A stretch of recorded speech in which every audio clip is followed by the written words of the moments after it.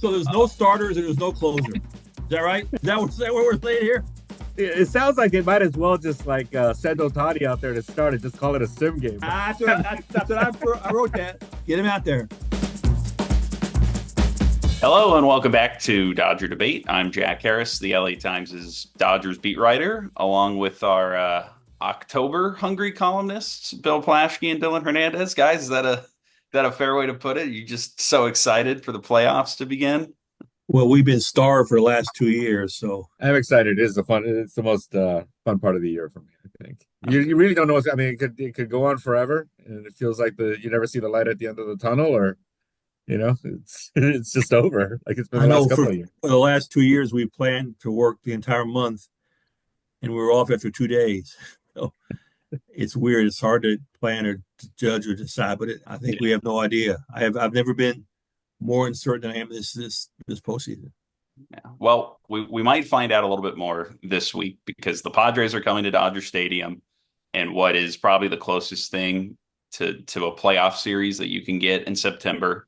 The Dodgers enter with a 3-game division lead. They can clinch the division this week just by winning the series.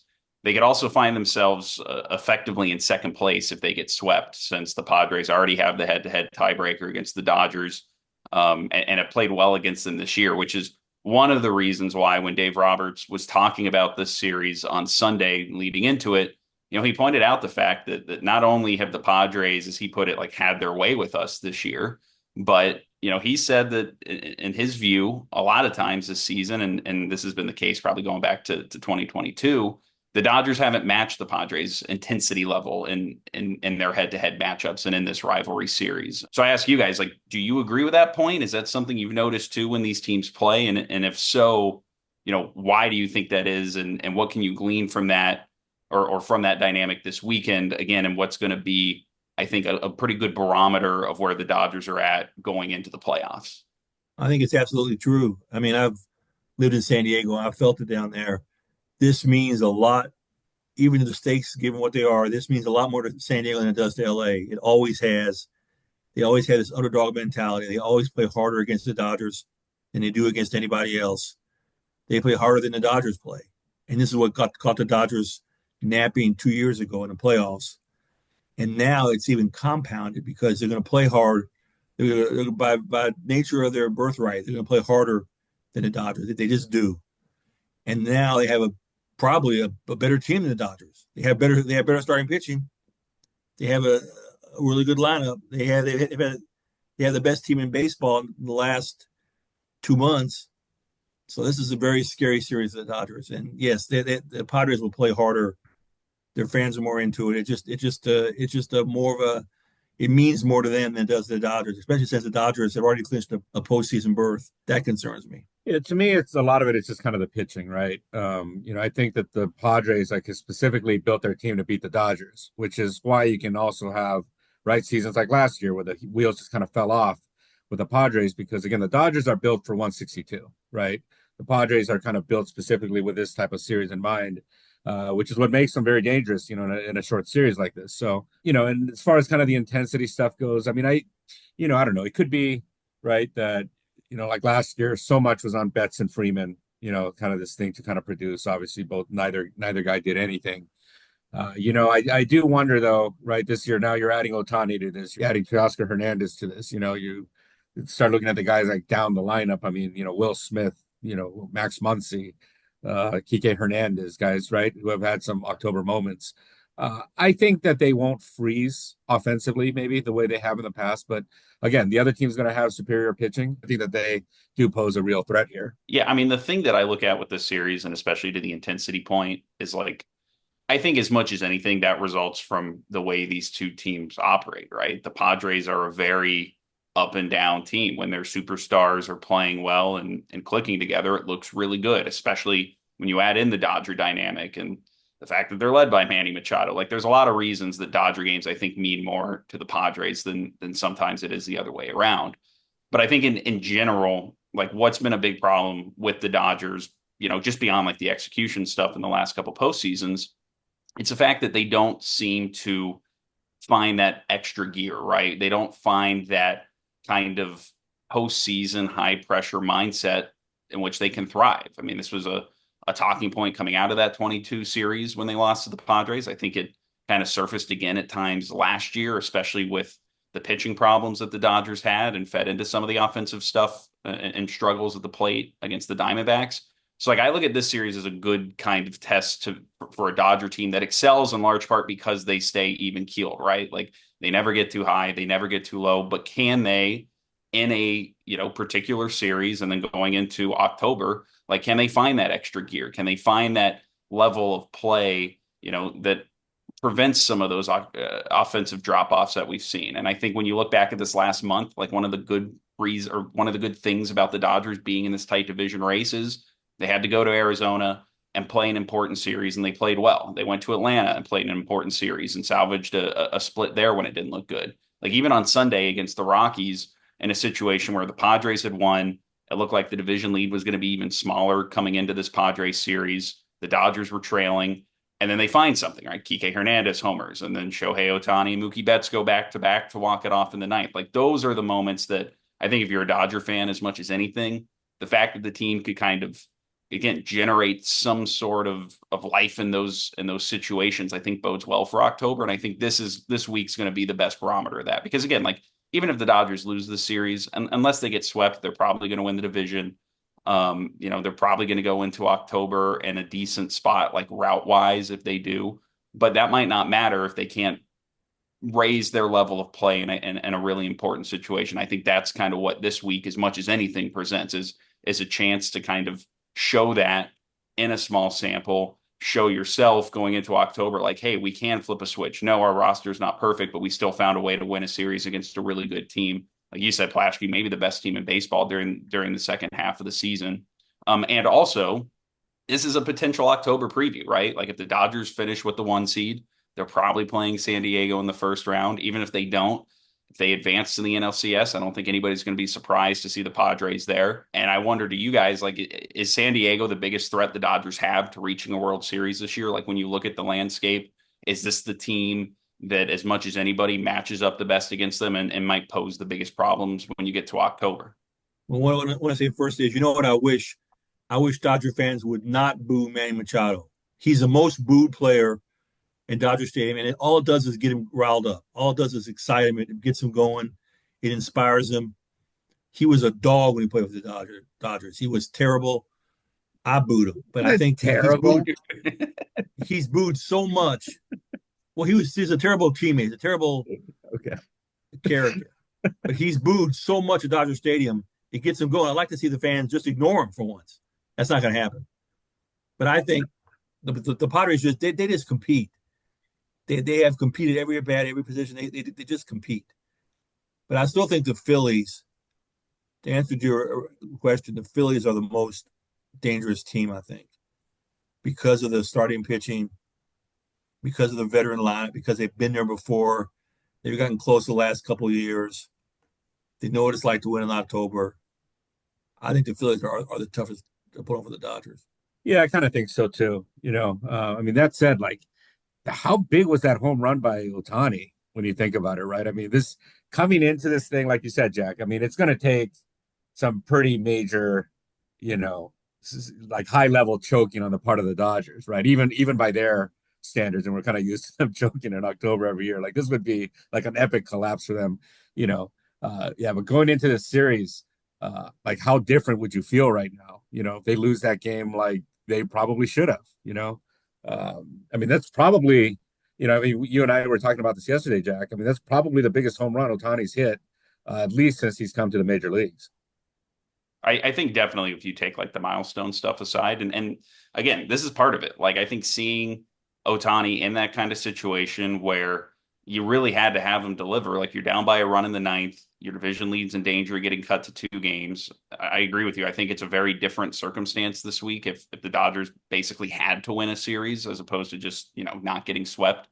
And granted, it was against, a Rockies pitching staff that isn't very good. But he delivered, and Mookie Betts delivered. And I think for everything that's gone wrong for the Dodgers pitching wise and roster wise the last couple months, the one thing that if you're a Dodger fan, I think you can take some solace in is the fact that every time the season has gotten really close to going off the rails, Again, like I think back to that game in Arizona when Clayton Kershaw goes out with a toe injury and they find a way to win and then go on and win the series. When they drop the first two games in Atlanta and the division lead's starting to get whittled down again, and it doesn't look like they're playing very well, and they score 7 runs in the ninth inning against the Braves to win a game that they probably shouldn't have. Like they've been able to deliver in some of these moments, and that's why I think I look at this week again as an interesting test in that dynamic where, okay, now you're facing a really good team in that situation, a team that does think it can catch you and at the very least needs to beat you to try to sew up its own postseason positioning. And a team that again has played really well against you. Like the Dodgers, they had their lowest OPS against any team this year offensively is against the Padres. Their pitching staff has like a 4.6 ERA against San Diego. You're going to get a pretty good look at the Padres pitching staff here with the pitching matchups this week. So, yeah, I think to answer my own question, like I think the Padres are the biggest threat to the Dodgers. I didn't believe that a couple weeks ago. I was kind of expecting the Padres to do their Padre thing where, they're hot for a couple weeks and they cool off and the pitching falls apart or something else. But the lineup's been really good. They figured out a pretty solid starting rotation to go along with a really, really good bullpen that they bolstered at the trade deadline. And while, beating a team in the regular season doesn't mean a ton when you get to October, just look at the 22 season and how well the Dodgers played against San Diego that year before losing in the playoffs. But I do think it sets a bad precedent to not just lose this series to San Diego, but to, that would mean that I think the Padres go, 8-4, 9-5 against the Dodgers this year. To have that precedent going into October, when I think they are your biggest threat, like, yes, you can win the division this week, but that's why I think there's a lot of other kind of important subplots to this. Well, what does it say? Well here. What does it say about the Dodgers' penchant for underachievement that Ohtani's biggest home run came against the worst team in baseball? No, it's the worst team in the National League and one of the worst bullpens in baseball. I mean, that shows how they're living on the edge. They lived on the edge all year. They've needed these big moments against bad teams, and now they have a good team facing them. It's a tough one. It's part of me thinks the Dodgers lineup is just so good that they can't be beaten. That they'll overcome any pitching obstacle. Part of me thinks that because they've done it all year. But another part of me thinks they're not going to score 6 runs a game in the postseason. They just aren't. Nobody does. And what happens when they can't? The other thing here, man, is like who's going to be pitching for them in October? I mean, I very boldly predicted a World Series for them, and it was based a lot on Yamamoto, who went from great to okay to you picked a World Series. You picked a World Series champion, right? You picked a winner. They have a one-man rotation. I attached the entire wagon to Yamamoto. And how's it looking for you right now? Well, at the moment, probably not great, but I believe my man will pull it together. Find some inspiration somewhere. But in all seriousness, like, how are they going to? And I think, right? I mean, one of the reasons you probably wanted a slightly bigger lead here is maybe to be able to kind of experiment with the pitching stuff. I mean, they might be in a position here, right? God forbid, like they end up having to go to Denver, not having clinched this thing, right? That gives you less room to kind of like play around with stuff. That'd be a nightmare for the bullpen. The bullpen would be overworked, and if they don't get, and that's why they have to get the bye. They can't. They have to get a bye. Their pitching needs to rest. They need to figure this out. Jack, who's their third starter in the postseason? I mean, I think you're going to get another kind of good test of that this week because the Dodgers rotation is going to be Landon Knack, the guy who I don't think anybody would have expected to be in the equation at this time of the year, and who certainly doesn't have the track record or the stuff that makes you feel great about starting him in October games. But he's been more consistent than Walker Buehler, who's also going to pitch this weekend. He looked better than even Jack Flaherty did in his last start. Like Jack Flaherty didn't look great in his last outing in Miami. That's your guy, Plaschke. My guy. Biggest missing acquisition. Andrew Friedman's a genius. He did it again. Andrew Friedman saved the day again. But that's and he's the third pitcher pitching this week. Again, like if you can't like navigate this sort of series with those guys, and that's Yamamoto will be in the mix. Clayton Kershaw might be in the mix if he can get healthy. I mean, Tony Gonsolin we're talking about as being like a real potential option in the playoffs in some sort of role. Like it's dicey. And what you're getting this week is probably about as good of a pitching lineup as you could hope to have if you're the Dodgers right now. And if you can't make it work now, again, like it's just another reason I look at this as almost like a dress run for what they're going to have to face in the playoffs, because this is about the caliber of pitching you're going to get. And can a guy like Jack Flaherty or Landon Knack or Bueller, like, can they go out there and give you 5 or 6 or 7 really good innings? Like, times we've seen it this year, they have. A lot of other times we've seen they haven't. And if it doesn't work this week, again, it just, I think, adds to the complications of how you're going to make all this work in a postseason environment. Is there really a chance Kershaw could pitch? I mean, could they really run him out there again? I mean, so he threw like an 80 pitch bullpen in Miami last week. He threw a shorter bullpen when they got home to LA over the weekend. He's continued to hold out hope that he can come back. But again, like, it's another imperfect option, because even if he does, that's a guy who had a 4.5 ERA with really diminished looking stuff before he had this toe thing pop up. You know, you saw what happened last year when you sent a less than 100% Kershaw out there in a postseason environment. So yeah, God, not Well, he's in again. better shape than he was last year. I mean, he was like facing surgery at that point. Sure, but His like, toe is numb, right? His toe They, hurts. they moved the cleat around and they gave him like special pads in his shoes. That'll fix it all, man. magically fixed. I mean, But one of it's the the other fact, options are like Landon Knack. This feels like Bobby Miller last year, right? The Gonsolin thing just like reeks of desperation. I'm actually curious at this point right now, is Yamamoto even guaranteed to like start? yes. Okay, I so mean, they're going to run him out. You think no matter what? I mean, or do you like do I more mean, what Dylan, are he the says other you think they're options? going to win the World Series. You ask if he's going to start? You well, asking it that did, now? he did, You yeah. think Well, they're going to win it the was a World very Series with promising Yamamoto? takeoff, and they've failed to reach cruising altitude here. With him. You're unbelievable. You're unbelievable.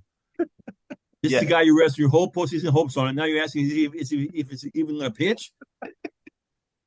Well, he's gonna pitch. I'm like, is he gonna start? Like, really start? Like, start? Not like go like, Is deep. he going to start? well, like What kind of go rotation you five, have? We're whatever. asking if guys are going to start. That's a great rotation. I mean, these guys love using openers and stuff. I can see them doing that instead of like basically repeating what they did last year.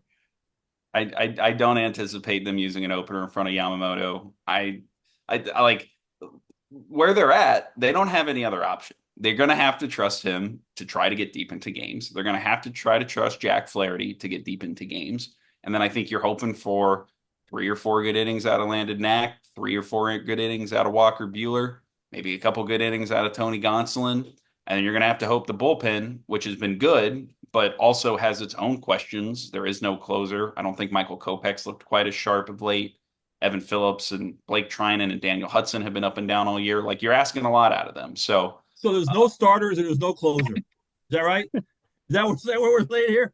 It sounds like they might as well just like send Otani out there to start and just call it a sim game. That's what I wrote that. Get him out there. Yeah, Jack, is there any more word on whether Otani's going to close games? I mean, I think it's still very much a long shot. They're having a meeting this week to talk about his pitching rehab progression in general. I mean, like, I think the read there is anything short of him going to the team and saying, I want to pitch and I think I can do it. And I've shown it, in my bullpen sessions and whatever live at bats he takes. Here's how Then that meeting should maybe go. Shohei, will you pitch for us in the ninth inning? Yes. End of meeting. That's how it should go. They got should to and get to will they got are to different get to the ninth things. inning first. I mean, at this point, they might as well use him as an opener from the Yamamoto. Oh, Dylan, you'd love that. Oh, Dylan, you'd be in heaven. The 2 guys that you polished up all year long.